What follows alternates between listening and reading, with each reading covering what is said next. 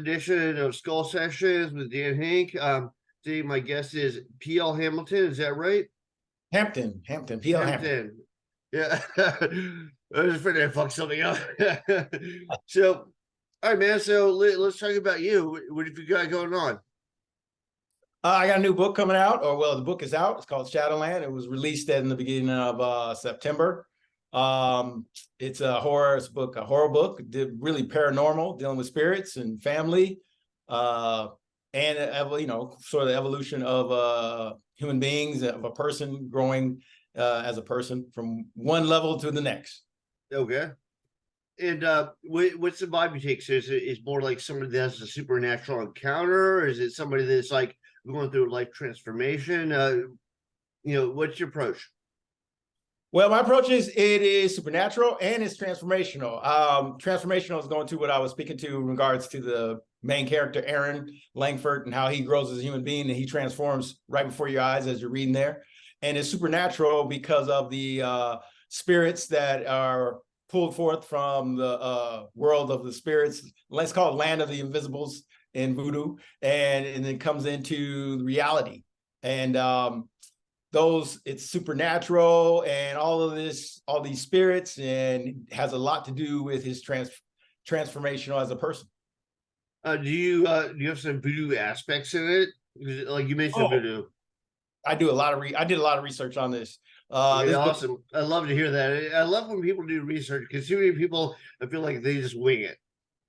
I did a lot of research on this. Is why it took me so long, and I got really caught up in it. If you want to know the truth, I got really, fell down this rabbit hole and was down there for a while till I realized, oh shit, excuse me. You can curse, you can say whatever the fuck you want. Yeah. So I realized that I was down there so long. But I wanted this novel to be based on reality. I wanted to be based in fact. But yeah, I'm exaggerating on certain things of aspects of voodoo. I'm not going to say it's on 100%, but the spirits are actual voodoo spirits. The way I describe it, the way I describe what's going on, and the divination tray in this book, you'll see there's a divination tray. Oops, there's a divination tray on the front. All right, there's a divination tray there on the front. And what's a divination tray?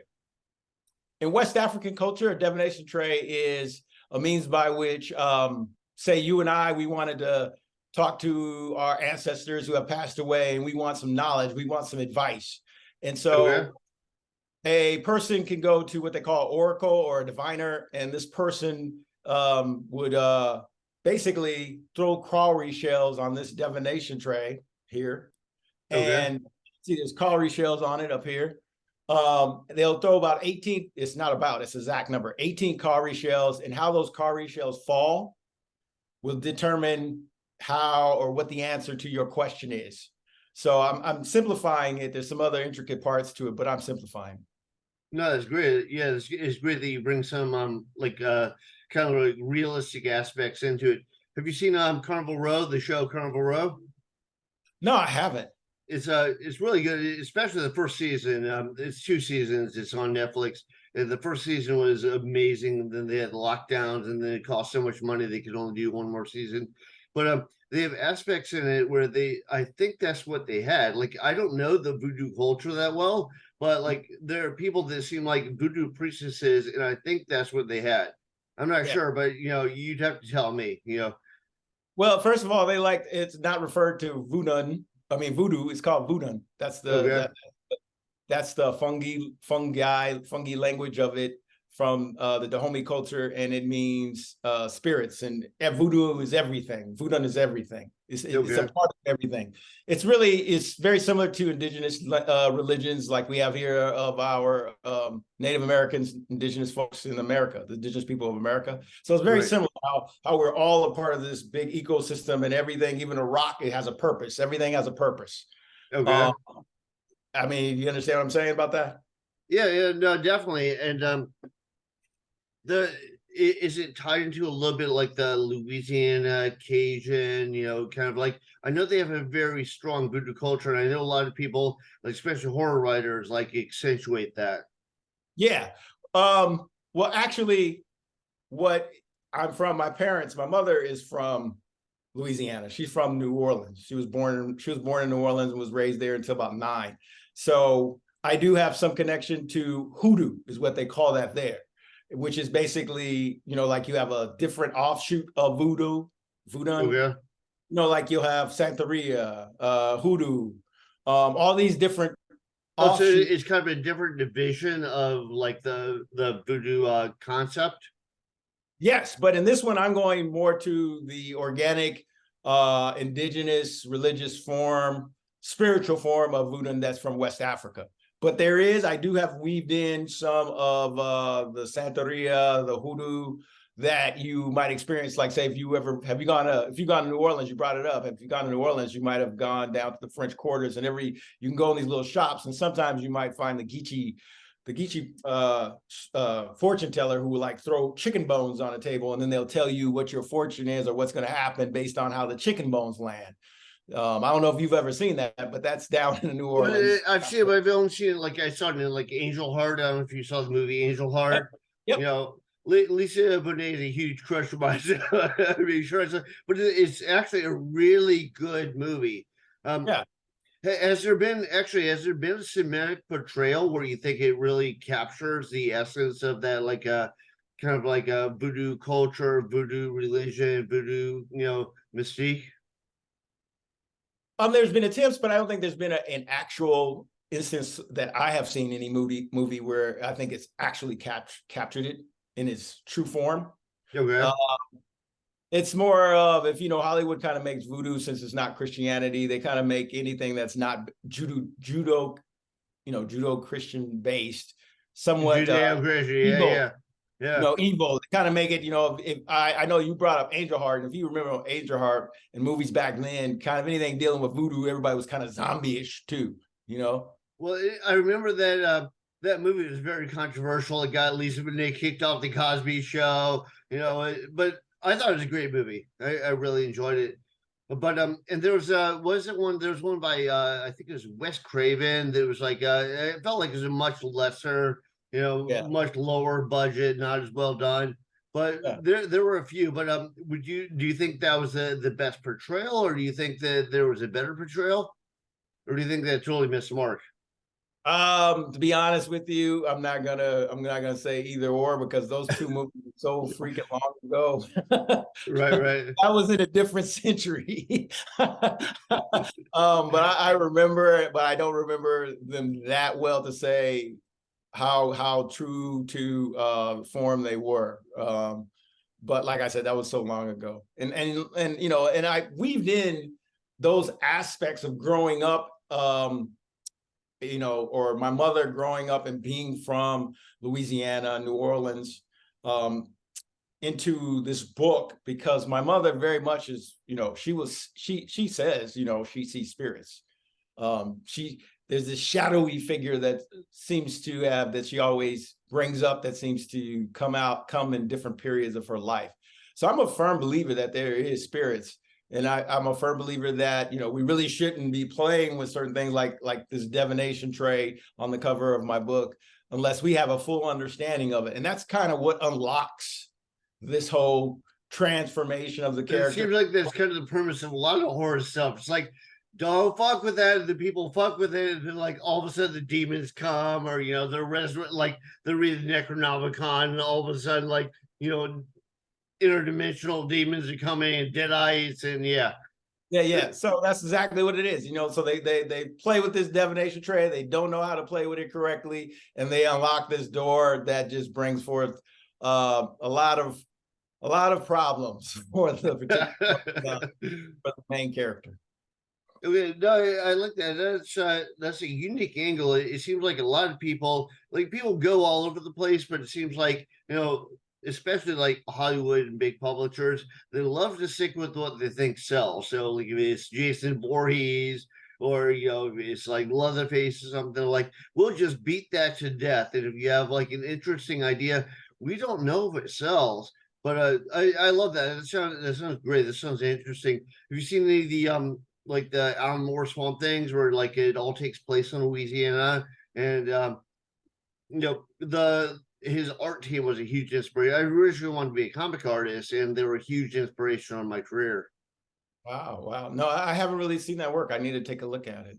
Yeah, no, I think you would like it. It's like Alan Moore. I mean, he's a genius, like what he did is he took like this character that was kind of like the Frankenstein, whatever, just like it's a monster, and he like totally changed. It's like it's a plant that thinks it's a human. Like every story he does is like a little horror story.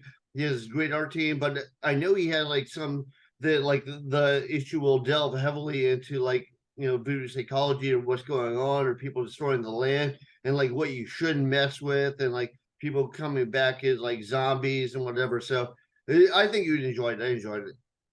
Okay, I will take a look at it. I'll take a look at it. That's great. Oh, Go ahead. No, go ahead. I was just going to say that, that's just how I weaved all that in. And I wanted to, you brought up something, a good point when you was talking about how Hollywood sticks to what they think works. Right. And I wanted to make sure that in this particular novel that I weaved in African as well as African-American, some Caribbean elements as well, the whole African diaspora into this novel. Because that story is not always told that way. We're just now scratching the surface of African American and African horror, like with Nope. And we're also telling, things like fables, like Marlon James in his book, Black Leopard, Red Wolf, which is based on African fables that he weaves into a story very similar like The Hobbit. And so I want to continue on that line in that vein because those stories are not told. Those stories are not ever seen as being someone being interested in, being a Black author, either my stuff is going to be either urban or, horror. You get pigeonholed or you're afraid of getting pigeonholed. Yeah.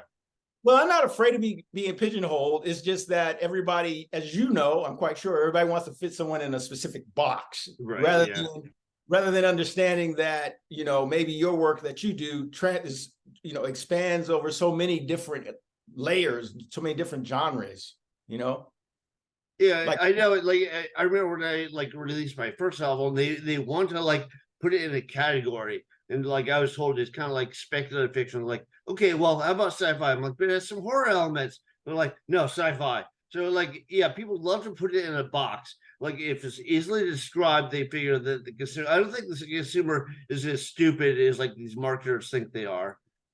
Yeah, go ahead. But that that's more of trying to make it easy to consume by just saying one box. And then but if I put it in a one box, if I just put my novel in horror, I might miss the consumer or the reader who also likes a thriller, some suspense, because those elements are weaved in there as well. They're like, oh, I don't like horror. That's blood, guts, maybe natural. And I'm not into that. But they're into something that's a thriller, a suspense, and that's weaved into this story. So that's why I'm saying it's kind of hard to fit it in just into one box, or as you like to say, pigeonhole it. Yeah, well, I think people have kind of expanded their idea of what horror is with like movies like The Ring or like Martyrs, but it used to be like every horror story movie was like Henry Portrait of Serial Killer or like Hatchet or something like that. So it's just like one crazy person dicing people up. And I think there's a much deeper dive. People don't realize how complex humanity is. I mean, I don't know if you saw this, but they found Egyptian ruins in the Grand Canyon, like in caves in the Grand Canyon. Like, so the Egyptians made it here long before, the French did or the Italians did. So like, but there's obviously this like incredibly complex history that people just don't realize. So I love that you're delving into stuff that's like kind of not looked at that much and a little bit more interesting.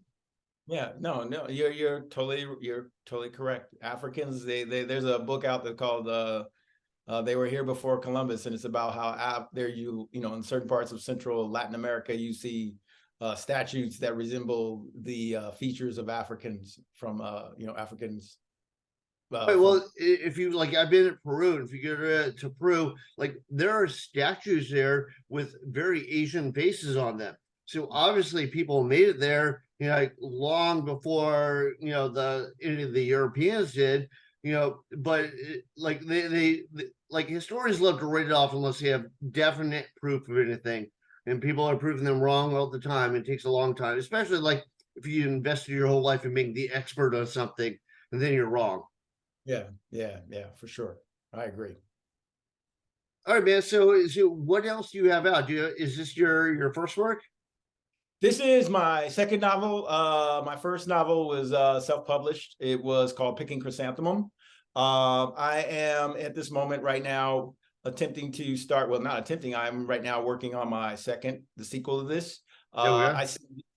I envisioned this being roughly maybe 3 or 4 books. There's some characters in this novel that I think deserve their own story. Okay.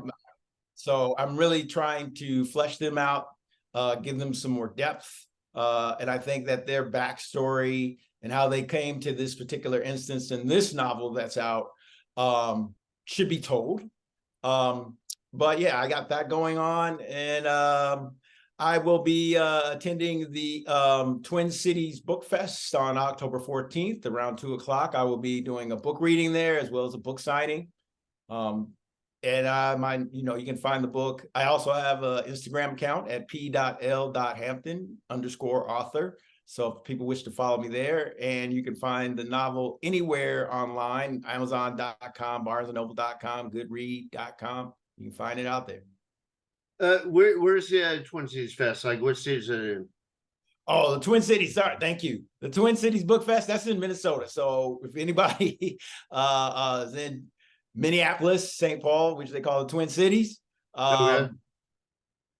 please do your best to make it out to the. I totally encourage you to come to the Book Fest on October 14th. It's a good time. A lot of good. Godly meet some authors. A lot of good literature. A lot of good reading going on. Networking as well. Yeah, and it will be at the Minnesota Fairgrounds. Okay, awesome. Yeah, I did 4 horror author conventions like in a row this year, and I thought SugaCon was like really productive. Like a lot of people came there. I When thought was that? I'm sorry, I didn't catch that. it's called StokerCon. Like it Okay. was in Pittsburgh this year, but this next year, like 2024, it's I think San Diego. It's somewhere in California. It's in San Diego, and it's supposed to be in May, I was told, and I am trying to get there. Yeah. Yeah, no, I enjoyed it. I'd recommend going. And one thing I noticed is like so I had like a vendor table to sell my books, but there's not high traffic in the vendor area. But then if you go to the seminars, you know, they Yeah. are slammed. Like I did a seminar, you know, and I don't know, I think we had like 50 people in there. Yeah, so the seminars is what everyone goes to. It's a great place for like networking and seminars and stuff like that. Yeah, that's what I heard. And yeah, I heard it was in San Diego, and I'm currently in between San Diego and Minneapolis. I've just relocated to San Diego in last summer. Well, So you that's live there now? You live sorry. there now? I'm in between. Right now I'm in Minneapolis, but then I go and I stay some time in San Diego. I'm in law school, and I had started law school in Minneapolis, and we Okay. moved last summer. And so I got only a year left. So I'm like, I'm not gonna try to transfer or do anything like that in California. Is that what you want to do? Do you want to be an author? Do you want to be a lawyer? Do you have like really like a definite plan? I have my this is I like to say my third iteration of my life. By trade I started off in finance. Then I went into academia as a professor. I'm still a professor, as well as entrepreneur. I owned real estate. I have since then though no longer do real estate investments. Sold my last property 2018, right before COVID, thank God. And now I am doing, I'm going to law school, and everybody asks me why you're doing that at my age. And I say, because I love helping people. I think there's a great need for, What's your age when everybody gives you shit about your age? let's just put it this way. I have a child that's 28 and a child that's 24. So let's put it that way. Well, I'm 50, so it's a age, I got you. is a I got you number. by some years. I got you by a few years. Okay. No, Got you it's a number. Do whatever, I'm like 55. fulfilled your I'm life, 55. you know. I'm Okay. 55, so I'm the speed limit. But yeah, but I've always enjoyed helping. So I've kind of want to pull that over from what I was doing in academia and helping students figure out their paths in life. And I want to pull that over into a law profession where I'm helping people who, they don't have the big bucks to afford the big attorneys and whatnot, but they do nonetheless need justice. They definitely Right, yeah. need good representation. A lot of times, a lot of people fall through the cracks, and they, as because they don't have the money. Exactly, yeah. Like they'll Monsanto or something will just they'll fuck you over. It's very obvious that it's their fault, but it's like, people like individual farmers just don't have the money to go after them. Yeah, yeah. And so, then in that instance, they just basically take whatever they can get, even if it's not to their benefit. And so, not like I'm going to change the world, but I think every little bit helps. I think it does. It's like if everybody just tries to be like a good person, like that would, if everybody was a good person to make that would change the world. But if you just try and be a good person, that's the best you can do. That's the best I can do, and that's what I strive for. Okay, awesome. All right, man. So do we have any links that people should follow to like you mentioned you're on Instagram, like Facebook, or do you have a website? I do not at this moment have a website or Facebook. I'm strictly Instagram at the moment. p.l.hampton_author on Instagram. And like I said, you can find me at the Twin Cities Book Fest here in Minneapolis, St. Paul on October 14th. I'll be doing a reading and a book signing there at that time.